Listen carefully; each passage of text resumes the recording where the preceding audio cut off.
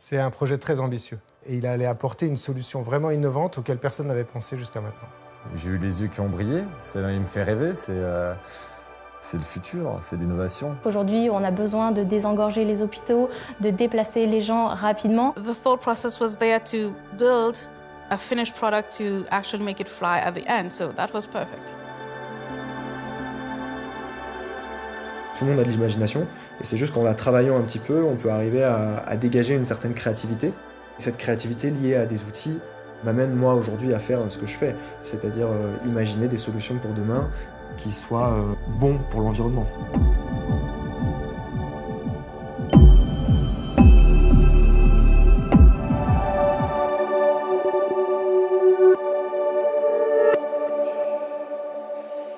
Designer aujourd'hui, c'est un grand mot. Je crois qu'en plus en anglais c'est différent.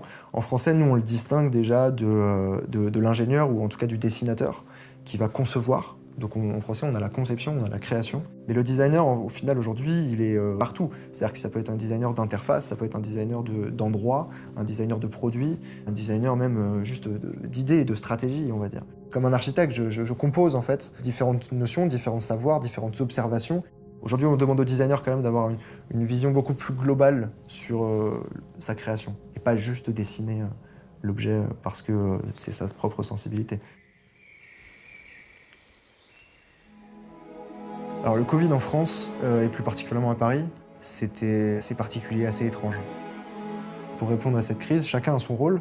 On a vu des gens s'approprier justement les outils 3D. J'ai vu et j'ai entendu beaucoup de confrères qui utilisaient des masques utilisés normalement pour la plongée, pour les brancher au ventilateur. Ça a été une situation qui était complètement inédite et qui a bien fonctionné et qui a aidé pour améliorer la prise en charge des patients. Le fait d'en parler, d'en discuter, de voir les solutions un petit peu qui poussent à droite à gauche, ça nous a donné envie d'apporter notre main à la pâte. Donc je ne savais pas si j'allais travailler sur un respirateur, sur un masque de plongée, hacké, si j'allais travailler sur, je sais pas, des nouvelles ventolines, ce genre de choses. Moi j'étais plus focalisé sur la fabrication de masques classiques. Et lui était beaucoup plus sur des innovations technologiques. Bonjour, bonjour. Alors, on est le matin, déjà, et on est le 20 avril. Et la bonne nouvelle, c'est que j'ai une idée. Donc j'ai mis ce petit t-shirt. Ce matin, j'ai une idée. Je me baladais en vélo sur mes 1 km pendant le confinement.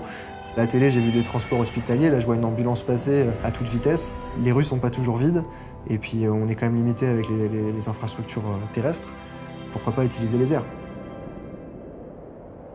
Généralement, quand tu as une idée, il faut les dessiner. Je pense qu'il faut les garder de côté. Les premières idées sont toujours très intéressantes. Tu as la phase de recherche qui comprend toute l'observation, justement, voilà, l'empathie, la veille, les interviews, les entretiens, les benchmarks. Et ensuite, tu as la phase idéation. Donc c'est la génération d'idées, on va dire, c'est la phase la plus créative, où ça peut exploser, donc c'est comme un entonnoir, on va dire, on fait des recherches, ok, et puis après, hop, on ouvre l'entonnoir, et là, on balance des idées qui, parfois, n'ont rien à voir, donc c'est là où l'imagination, justement, est sollicitée, puisque on peut partir sur des idées complètement utopiques. Moderniser un petit peu la médecine, ça fera pas de mal, et si ça permet d'avoir aussi un meilleur transport plus facile, qu'avec des outils qui sont encombrants comme l'hélicoptère et peu disponibles, ou des outils qui sont parfois peut-être trop lents comme le camion d'ambulance, pourquoi pas? Aujourd'hui, on est capable de faire voler 1 ou 2 personnes dans un véhicule, un espèce de cockpit autonome et qui est indépendant. C'est-à-dire on n'a pas besoin d'une piste de décollage, c'est un take-off, un décollage vertical. Première réaction, ça m'a fait penser énormément au 5e élément. C'est un véhicule conçu pour rouler à l'hydrogène et pour donc utiliser les voies terrestres, mais aussi aériennes. Donc à l'entrée de l'hôpital, les véhicules peuvent se suivre et recevoir les patients, s'éloigner un petit peu pour ensuite décoller. Il va y avoir aussi une connexion qui se fait entre tous les véhicules. L'idée que le véhicule soit connecté avec tous les autres et que chacun ait son rôle à jouer et qu'il y ait une espèce d'intelligence collective, ça par exemple c'est un pilier du biomimétisme, de l'intelligence collective des arbres par exemple, d'une forêt qui se protège entre eux, qui s'informent par les racines. C'était pas un objectif que d'aller m'inspirer de la nature, mais au final ça devient de plus en plus évident. On est sur quelque chose de futuriste, mais on est sur un besoin qui pourrait déjà, je pense, soulager le corps hospitalier et les transferts. C'est un peu compliqué en ce moment d'échanger avec les médecins. J'ai envoyé mon projet, j'ai hâte d'avoir leur retour. Maintenant, c'est un peu compliqué avec le Covid. Donc, let's go. Je pense que je vais travailler là-dessus. Peut-être qu'un beau projet naîtra. Il faudrait des années pour développer tout seul un véhicule. Même si on ne le fabrique pas, j'ai voulu vraiment couvrir toutes les zones du projet. Qui mieux que Dassault Systèmes pouvait m'aider sur la partie 3D. C'était mon rôle d'aller chercher les bons experts chez nous afin de l'aider sur nos solutions. J'ai réussi à faire en sorte qu'il ait les bons rôles, les bonnes applications, qu'il puisse se connecter à la 3D Experience Platform pour commencer la modélisation de son projet. Le zoning, il faut que ça intervienne assez tôt parce que c'est ce qui configure un petit peu ton objet. Dès que tu fais un objet un peu complexe, il faut délimiter des zones d'encombrement. J'ai défini des zones pour les roues, des zones pour le bloc moteur, pour le bras, pour le mécanisme d'ouverture, et ça me permet déjà d'envisager les points de fixation, les zones de charge, etc. Au bout de chaque bras articulé, il y avait juste un cylindre vertical dans lequel il fallait intégrer justement des moteurs électriques pour la propulsion. Très vite, j'avais un moteur conceptuel, mais pas très détaillé, mais avec le gabarit. Je l'ai intégré dans mon zoning et petit à petit, en configurant le véhicule, je me suis rendu compte qu'il fallait que je minimise tout ça. Je l'ai aidé pour dimensionner ces moteurs et pour les miniaturiser. Donc on a fait du lightweight engineering. L'objectif, c'est d'améliorer le ratio poids-puissance en utilisant par exemple des matériaux composites, de la fibre de carbone, en travaillant sur les matériaux pour permettre à l'engin de décoller et de voler. Au bout d'un moment, j'étais bloqué sur une thématique, celle des bras. Il fallait trouver la bonne architecture des bras qui permettait d'accueillir à la fois le moteur et ses hélices, mais aussi la roue qu'on a décidé de motoriser et qui redevenait hélice. Donc c'était une architecture assez complexe. Et un pote m'a envoyé un lien effectivement concernant un drone d'une marque super connue. Ils n'avaient pas la contrainte de la roue en plus, mais en tout cas ça m'a inspiré. Et donc avoir toujours sous l'œil l'existant, c'est toujours intéressant. Parce que ça permet de ne pas réinventer la roue, ça me permet de s'inspirer et même d'aller au-delà, quoi. On a réussi à travailler ensemble grâce à une solution Connected Engineering qui permet de connecter les données CATIA V5 sur la plateforme 3D Experience. Sur la communauté mise en place pour le projet de Tony, tous les acteurs, quels qu'ils soient, ont pu suivre en temps réel l'évolution du projet, y apporter leur contribution. Et derrière, on a pu tous ensemble interagir, partager des premières esquisses, partager des documents et avancer ensemble dans ce sens. Une fois qu'on a les grandes lignes et la structure, on peut commencer à travailler les surfaces autour de notre véhicule. Ce que je fais, c'est que je travaille déjà en 3D. Tu vois tes courbes, vraiment prendre l'espace quoi, et le volume. On m'a souvent évoqué la forme d'abeille de la cabine que j'étais en train de dessiner. Moi, je pense plus à la stratégie de la ruche, justement, donc avec voilà, ces corps de métier différents, chacun a son rôle. Les textures dans le véhicule et le choix des matériaux, ça a une valeur effectivement de communication. Quand on veut communiquer son projet, on fait ce qu'on appelle les rendus réalistes. C'est-à-dire qu'on utilise la 3D et donc toutes ces bonnes vues, ces bonnes perspectives et ces volumes, mais les matériaux ils sont pris en compte bien avant du process. Aujourd'hui, quand on va chez un client, on veut lui montrer des choses, etc. Généralement, il faut que cette personne-là soit équipée en 3D. Bon, là, tout se fait sur Internet, tout se fait sur le cloud. One single place where you have all the data and we can actually exchange information from one person to the next wherever we are on the planet. So that's great. Je peux pas faire ma création tout seul dans mon coin et après je livre quelque chose et c'est à l'ingénieur de prendre. Non, parce que la simulation aujourd'hui elle fait partie du process de conception. J'ai été aidé par Lina, qui elle est ingénieure donc dans la simulation et qui connaît extrêmement bien ces outils. Je dessine une pièce, je l'envoie à la simulation. And simulation helps you understand whether or not what you're designing is going to work. When you have a vehicle that flies, you need to make sure that you have the right power to lift it up. Alors on a fait 2 vagues de simulation avec Lina qui traitaient et qui concernaient le châssis. Un châssis très conceptuel. Quand j'avais l'idée déjà de la cabine, j'ai dessiné ça en 3D.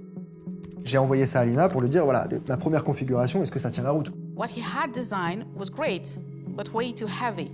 By changing little bits and pieces of that chassis, it would actually make it lighter, but still work perfectly. La simulation prédit des résultats qui donnent des formes qui sont plus organiques et donc on arrive à compacter et à réduire des des surfaces inutiles, ce qui permet d'alléger les modèles. Dans l'aéronautique, c'est très utilisé. Et lorsqu'on enlève du matériau, la contrainte qu'on a, la problématique, c'est qu'on perd en rigidité. Et donc on a fait pas mal de simulations avec l'INA pour essayer de trouver le bon compromis. Au final, je l'ai trouvé dans la nature, c'est avec cette structure hexagonale qui reprend donc la structure aussi de la ruche et des abeilles qui ont construit ça bien avant nous et qui nous montrent que la nature a 3,5 milliards même d'années de R&D d'avance sur nous. About the second issue we found out, it's mainly related to how the air flows around the patient inside the vehicle. On a commencé à mettre une grille à l'avant et à faire rentrer de l'air dedans. Et donc là, on voit carrément en fait la circulation de l'air avec sa température aussi, son évolution, sa variation. Et là, c'est assez bluffant parce qu'on se dit, OK, on voit directement les modifications à faire sur le design. The vehicle was not going to fly at very high levels anyway, so we really need to have that ventilation inside the vehicle working properly. Donc il y a une grille avant, une grille arrière, et tout ça a été pensé justement grâce à la simulation réalisée avec l'INA. You don't want to be in any vehicle that vibrates all the time when you're flying or when you're moving. So we need to have a safer place, and this had to be modified actually to have a stable structure. For his specific tire, what Tony did was to actually use something that looks and works as a tire, but can actually change the way that it works to adapt and become a rotor. Ces 4 bras, on va dire, se déploient et permettent le déploiement des 4 moteurs avec hélice, plus des 4 roues qui sont elles aussi motorisées et qui permettent le déploiement du véhicule. And we have something that can actually fly, which is quite impressive when you see it. C'était très très intéressant de travailler avec l'INA parce qu'il y avait une vraie synergie, mais plus que collaboration. Et elle a su implémenter en fait cette réflexion de simulation dans mon processus de créa. Bon, bonne nouvelle, ça marche. Mon projet vole, ça décolle, c'est cool. Par contre, la présentation d'Assosystème est dans pas longtemps, donc il y a pas mal de choses à faire encore. Donc au boulot. J'ai été face à des médecins qui ont adoré l'idée, qui tout de suite se sont projetés. J'ai été face à des médecins qui sont beaucoup plus réalistes. Pour moi, ça, c'est pas possible. La médecine ne peut pas s'affranchir de l'aspect humain dans des situations très graves. Les échanges avec les médecins m'ont tout de suite ramené à terre, puisqu'ils ont commencé à m'expliquer que non, pour un transport médicalisé, il faut la présence d'un humain, il faut la présence d'un médecin, et ça, c'est non négociable. Tout le territoire, donc, passera dans ce qu'il est désormais convenu d'appeler la zone verte. Cette privation de liberté ont fait que je suis sorti faire des expos, faire du vélo sans limite, partir faire un week-end, voir des amis, voir la famille. J'avais ma tablette, donc ça m'arrivait de travailler un petit peu à l'extérieur. Finalement, petit à petit, j'ai eu un rythme de travail qui a commencé à diminuer un petit peu. Il y a eu un creux dans la motivation, ça a duré quelques jours. Il faut savoir que dès le tout début du projet, on s'est mis cet objectif en tête. Il faut que ce soit réalisable, il faut que le jour où on dise ça part en production, ça parte effectivement. Et j'ai été rattrapé un petit peu justement par mes collaborateurs, donc d'où le côté positif aussi d'une équipe et de ne pas travailler tout seul. On croit en ce projet, donc c'est pour ça qu'on s'est remotivé. On a remis en selle Tony et le projet.